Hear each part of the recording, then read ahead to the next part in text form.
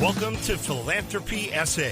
This is a podcast about and for the philanthropic community in San Antonio and South Texas. We introduce organizations and people who are making an impact in the community. Beneficent Financial is proud to sponsor this podcast, and it is our hope that you enjoy this conversation about the impact we can have.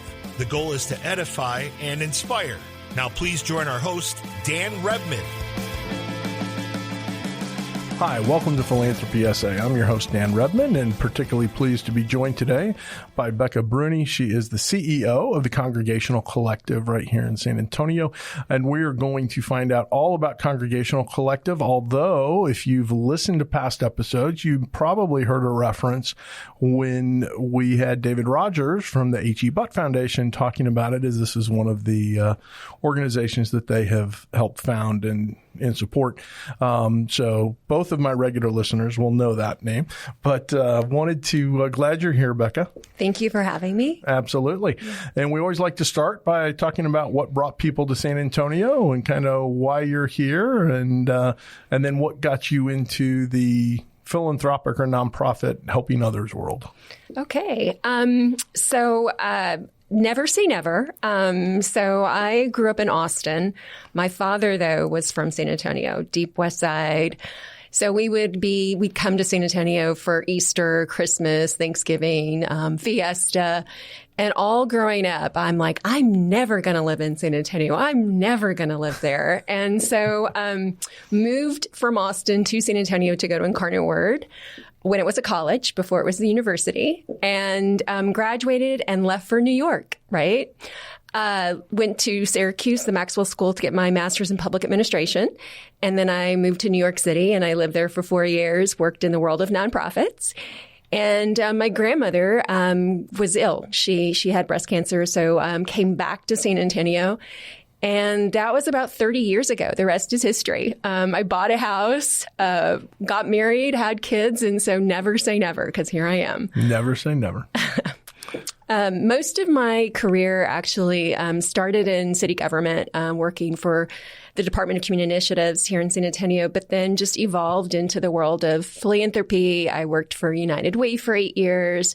So always either straddled funding nonprofits and or working in partnership with nonprofits. And so it's no surprise that I've kind of come full circle and have the best of all worlds right now. Very good. So you've got a lot of experience in the nonprofit world. I know you've been in government and done that sort of thing. So later on, we want to talk about where those intersect and help each other and all that. But before we get to that, tell us about the Congregational Collective and kind of how it formed and what it is that you do. Sure.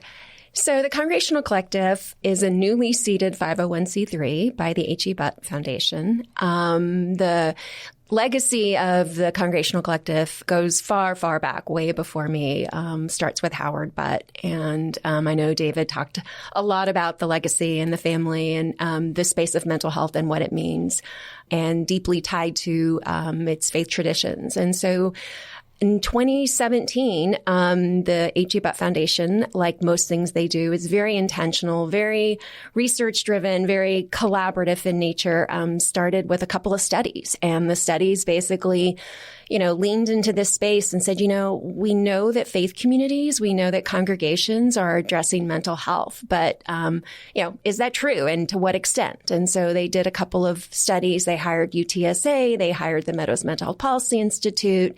One of them said, yes, faith communities are the go-to, and it is a place where individuals go before they go to a physician or provider for mental health and anxiety. And then the second study said, well, if it's happening, what does that look like here in San Antonio? And so Meadows did a taxonomy that basically took an inventory of the churches and congregations working here in San Antonio in this space. And then they compared that to some best practices across the nation. And then made some recommendations and said, if you're going to lean into the space, here's some things that work, here's some gaps, and here's an opportunity for the foundation to fill that gap. And then the Congregational Collective was born. And we started with a pilot, like most things that we do. And we started with 8 congregations. And essentially wanted to test out and prove out a model saying that, can we equip congregations to address the early intervention of mental health, anxiety, and depression? And can we begin to create partnerships between provider systems and nonprofits and congregations to do this work better? And so we've been on a quest and a journey for about 2.5 years now, and just recently grew that to another 18 congregations. We received a large grant from the John Templeton Foundation to be on the journey with us. It's a discovery and a learning journey to kind of come up with, best practices and a model of what that could look like. So yeah, that's what we do. That's pretty exciting stuff. Yeah.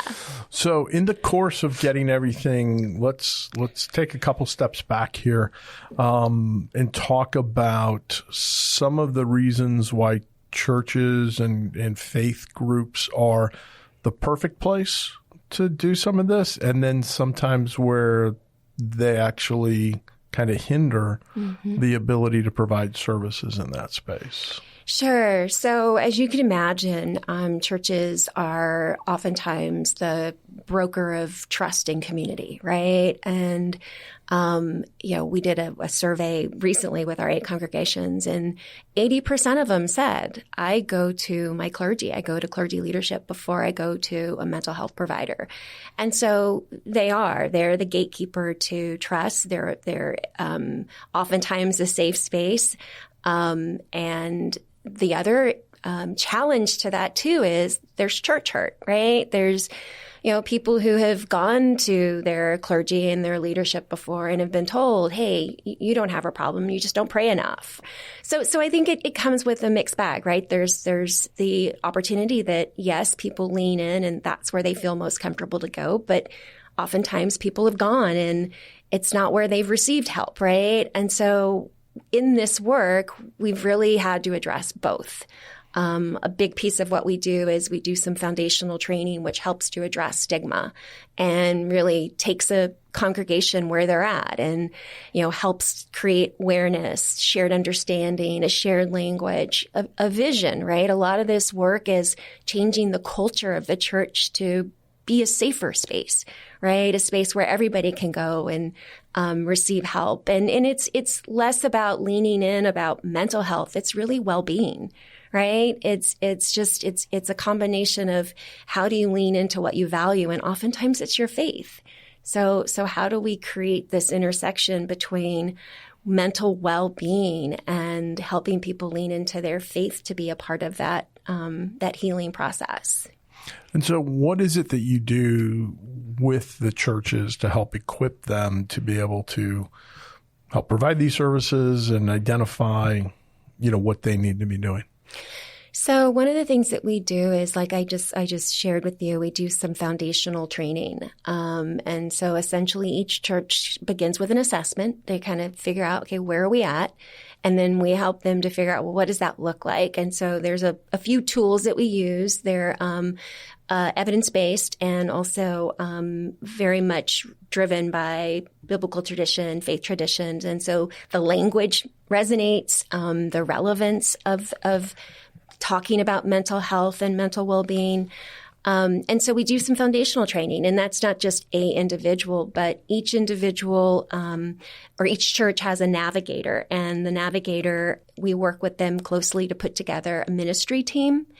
And the idea of the ministry team is not to start up something new, a new program, but how do you lean into your existing infrastructure and ministries, let's say it's benevolence ministry, or let's say it's your Bible study classes. How do you lean into key leaders within the church to be part of an extender of this work, right? Ambassadors. And so again, it's not about a person or a ministry. It's how do you lean into the church and build a culture to support the work. And we do that through trainings. We do that through equipping with language and understanding.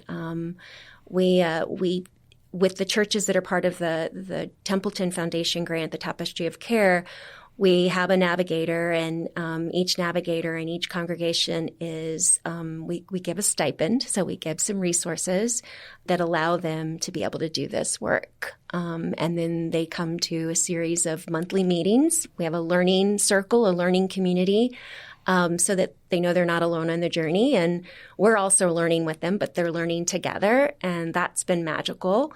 And interestingly enough, we're across all denominations. And so what's been really lovely is you've got someone who's Church of Christ that sits across the table and says, Becca, in a million years, I never thought I would be in a relationship with a Lutheran pastor.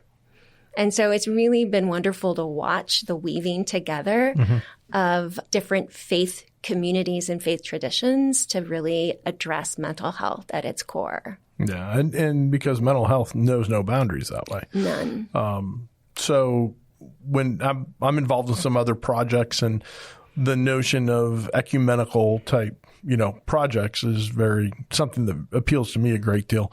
And in terms of as you go through this process, what are the trends that you're seeing in terms of the issues that people are dealing with on the side? Do they tend to get lumped into categories, or what are the types of things that you're typically finding congregants are, in need of assistance with?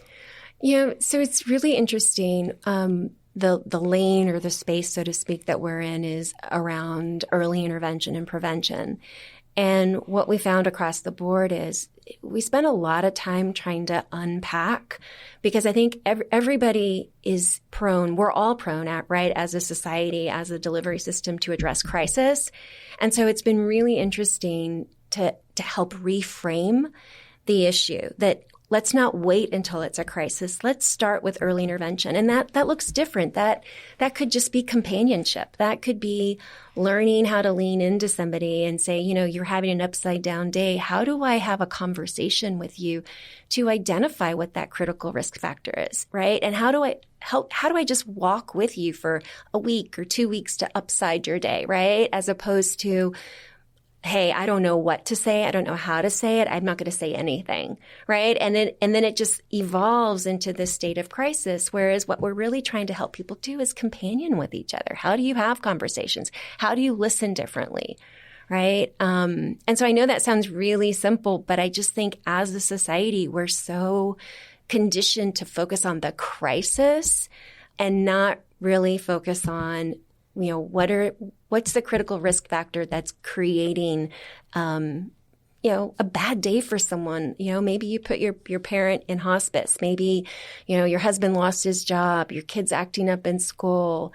So how do we just lean into each other's lives and listen differently and have conversations differently? Sure. And the notion of being upstream, right, which is what you're describing when you talk about getting involved before you hit the point of crisis.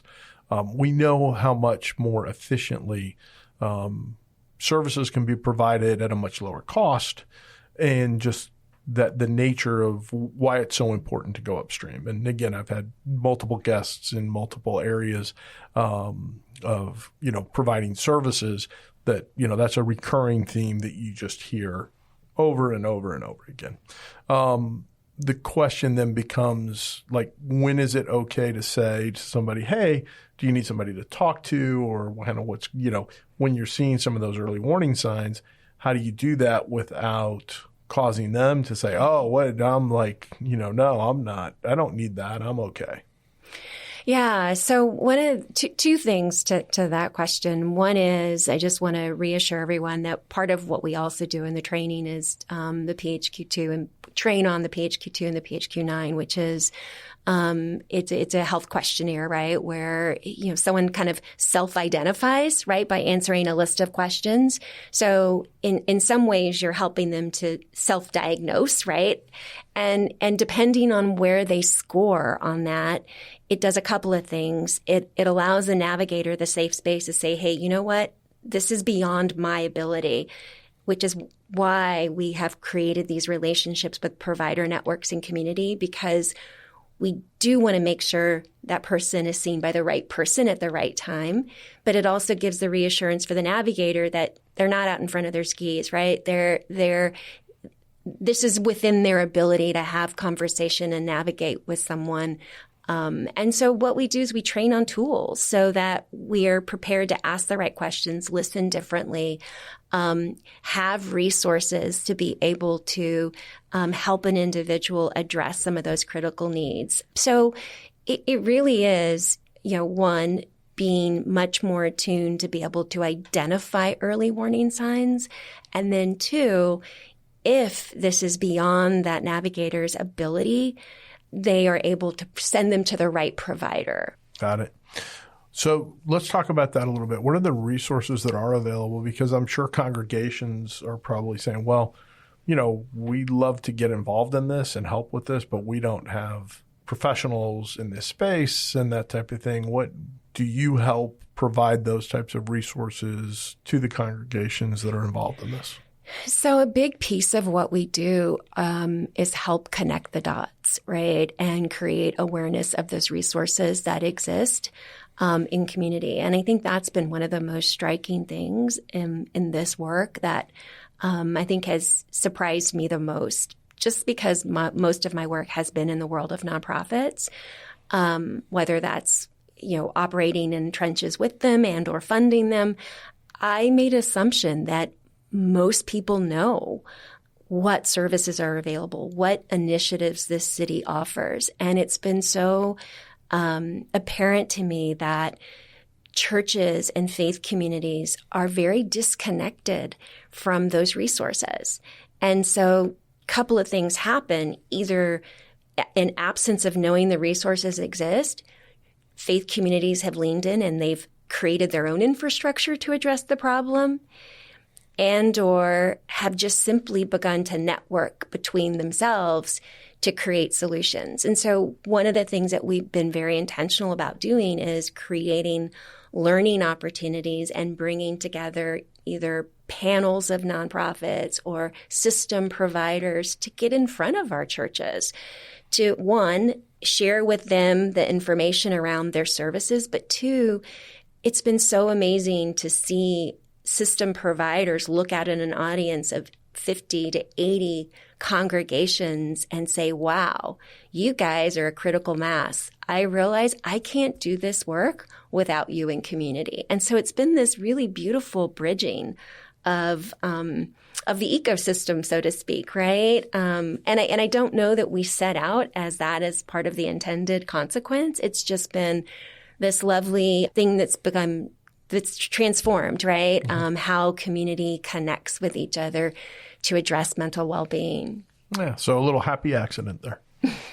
So if somebody's listening, Becca, and they're like, wow, this sounds like a neat organization, or boy, I wish my church offered, something along these lines. Like I'm part of a congregation that's in fact, was part of your pilot program, and they want to reach out. What's the best way for folks to reach out to you all? So it's the congregationalcollective.org, literally, congregationalcollective.org. And there's an information portal. That message will come directly to me. That is one way. Another is they can email me. It's rdbrune@congregationalcollective.org. And Brune, just for those words, Brune. Yes, it is. And would love to engage and answer questions.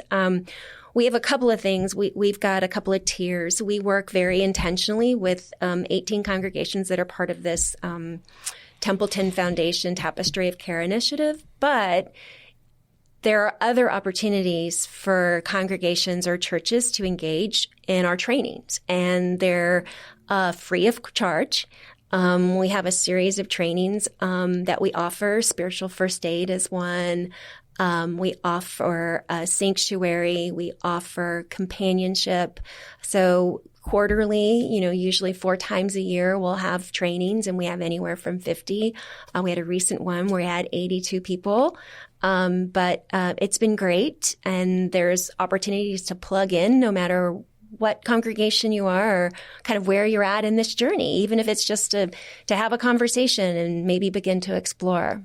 Yeah, well, that's awesome. So, 82 folks. So, word is spreading. Word is spreading. Yeah. I have a interesting story. One of our partners is the UT Health The Now Clinic, and the Texas Tribune had come down to San Antonio and did a really a wonderful report or story on the partnership between the UT Health and Harvard Medical School and the Congregational Collective, and it was published and it ran in the paper, and it talked about the work that we're doing and very specifically how congregations are leaning into the space, early intervention and upstream. Well, about 2 weeks later, I get a call from the UT Health, from the Now Clinic, and one of the directors there said, I think we've done something here, and I don't know, this we need to think about this. I might need to hire more staff. I said, well, what happened? And they said, well, somebody in community got a hold of the article, read it, and they called the Now Clinic for the list of churches. And when I asked the question, well, why do you need the list of churches? This gentleman said, well, because I want to go get services. And so it's just this really beautiful democracy or democratizing the way that healthcare is delivered, in the sense that this individual who was seeking mental health services called the Now Clinic, not for crisis care, but for services at a church to address his mental well-being.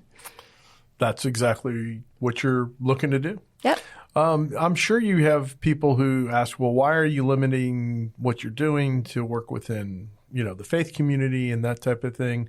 How are you partnering with secular organizations and that type of thing? I mean, obviously a lot of the providers like the Now Clinic and those are not faith specific. So, but what was it that made you kind of lean this direction and lean in on the faith communities? So that's where our roots started, that the H.E. Butt Foundation's roots started, right? And it's what we know. And I think that also we know, right, data and research tells us that 80% of individuals will go to their faith leader. And if we really want to make a difference and an impact in addressing mental well-being at the community level, what better place to go? And that same research tells us that 20% of the clergy and congregational or leadership do not know how to address it.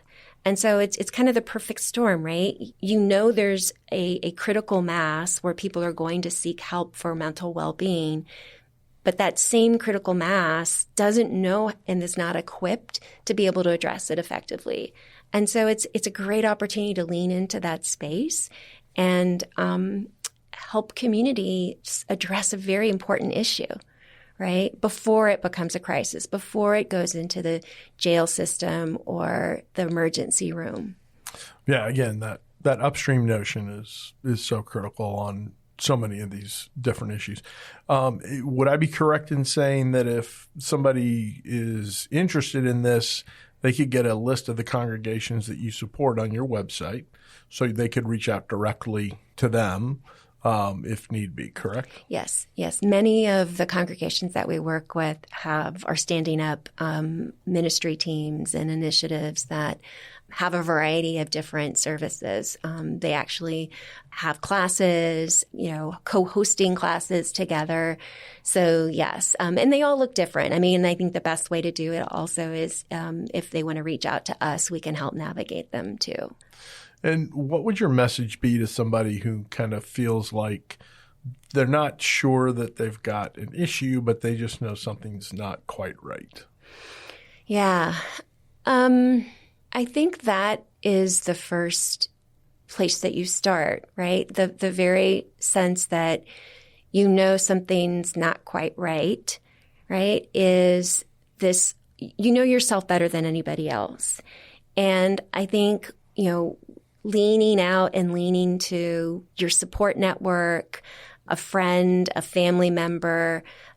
We have a helpline here in San Antonio. NAMI has an incredible warm line that, you can have a human talk to you, right? I mean, they tell us that, recovery in the space of mental well-being it's all about social networks and connection. And so whatever that looks like for that person, right? Reaching out to talk to someone, whether it's a friend, a family member, a coworker, or someone on the warm line, that's where you start. Yeah, and another resource that's out there, and a past guest on this show is the San Antonio Community Resource Directory, Sacred. They have they have a directory of organizations that provide help, cross-referenced by, zip codes and areas of expertise and a whole bunch of different things as well. So Sacred actually, we partner well with Sacred. They actually have an ability to isolate all the mental health providers and services. So that also is an incredible resource. Very much so.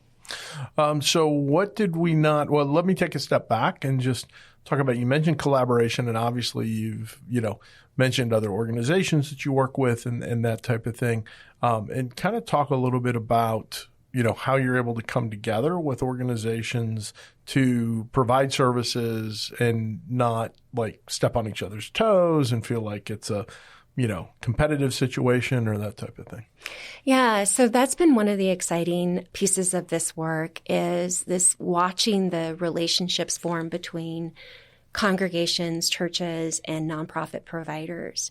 It's also been exciting to see that as nonprofit leaders and providers and health system providers lean into community, they begin to learn from community and rethink how they're delivering services. And a really good example is, UT Health was so excited to be engaged with us, the Now Clinic.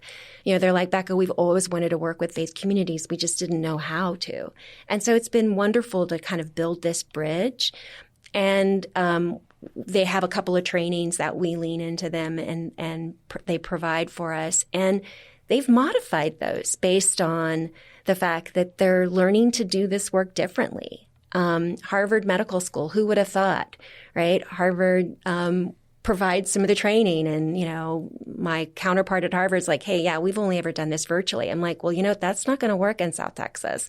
You need to come down. And I think John's been down 6 times now in less than 12 months, right? And again, I know that seems really small and simple, but community is really helping to reshape how providers and the world of secular delivery systems lean into community and partner. And so it's been really wonderful to kind of see that, and I think it's been very gratifying for our churches to see the value they bring in being part of this solution. Yeah, no, that's exciting. And I bet the Harvard guy wants to come down a lot in January and February. But okay, so what have I not asked you about that you want to make sure that you had a chance to talk about today? Yeah, I think by no means have we arrived, right? We're still figuring this out. A big piece of what we're doing is the data and the research, really wanting to identify what are those critical levers that have to be pulled to make this work, right? And, what we do know is it's about culture. It's about leadership being engaged. It's about connectivity in community, right? And so part of what we're doing is really being able to identify, what are best practices so that as more faith communities lean into this space, because they're already in it, right? They don't have to start from scratch, and there's learnings that we can share.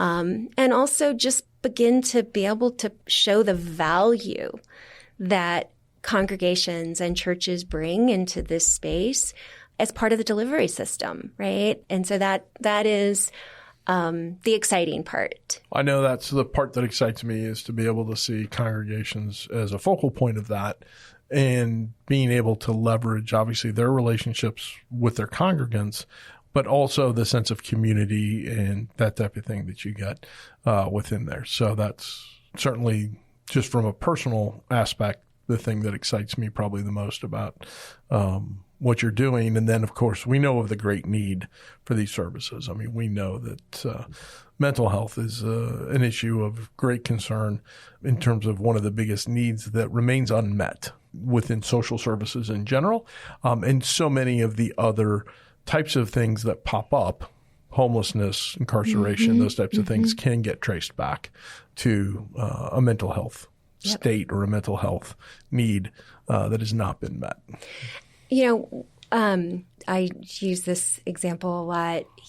This isn't to replace, right? This work isn't to replace the current delivery system. And it's certainly, it is not to address acute or more severe mental health issues in community. But what it is saying is, look, we've been investing millions and millions of dollars into a system that clearly is missing people.